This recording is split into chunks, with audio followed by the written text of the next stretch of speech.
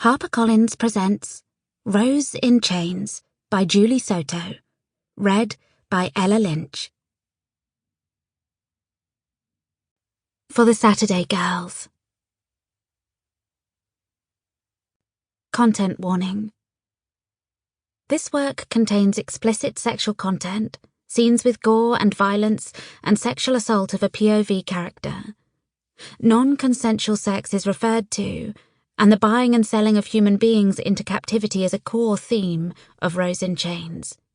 Forced sterilization, death of minor characters, and torture are present in this story. For a more detailed list of content warnings, please visit www.juliesotowrites.com. Part 1. Some of us would argue that the source of our magic comes from blood, from the heart. But I think that too simple an explanation. Do we not summon it, with our minds, with our intentions? I shall be hanged for saying it, I know, but I believe harnessing power from our minds is how we elevate our magic beyond our ancestors. Saying we are harnessing our hearts is too simple.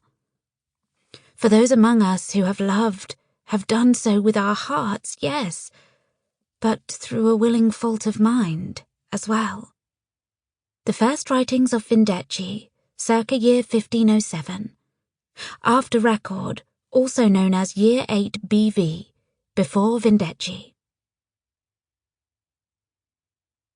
Chapter 1. Bryony thought it was strange that she didn't feel it when her brother died.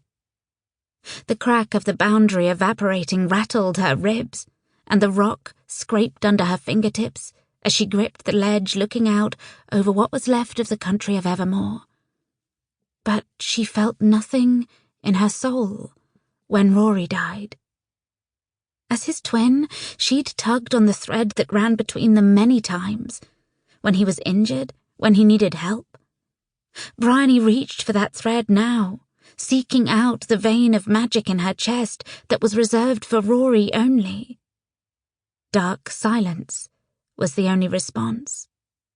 She supposed she'd had no premonition either when her father had fallen 4 years ago, and her mother had been dead already when they'd cut Bryony out of her. But when the dust billowed up like a cloud on a summer's afternoon, just under half a mile away, and the calm that had curled around her and Cordelia collapsed into rumbling chaos, Bryony knew that Rory was dead.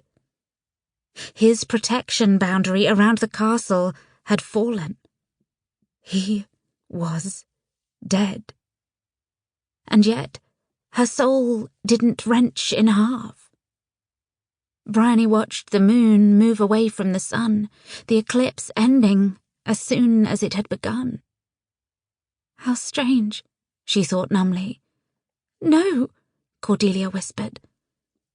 Bryony looked to her right and found her friend's pale fingertips almost translucent against her lips. The wind whipped Cordelia's auburn hair around her eyes, as if trying to spare her from the sight.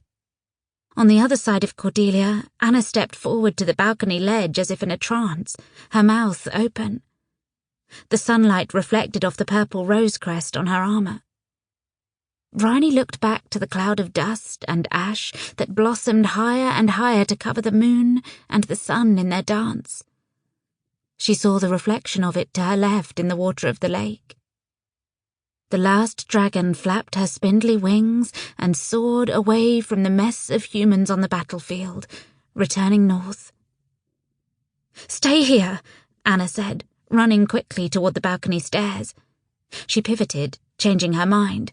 "No, you should go inside, get somewhere safe, and wait." Bryony stared at her. Cordelia choked on a sob.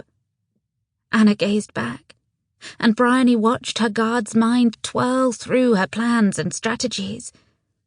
Anna was supposed to stay by her side. She had held her as a baby and promised her father to give her life for Bryony's. Before she could overthink, Anna darted down the stairs. Bryony turned back to the dust cloud, wondering Sample complete. Ready to continue?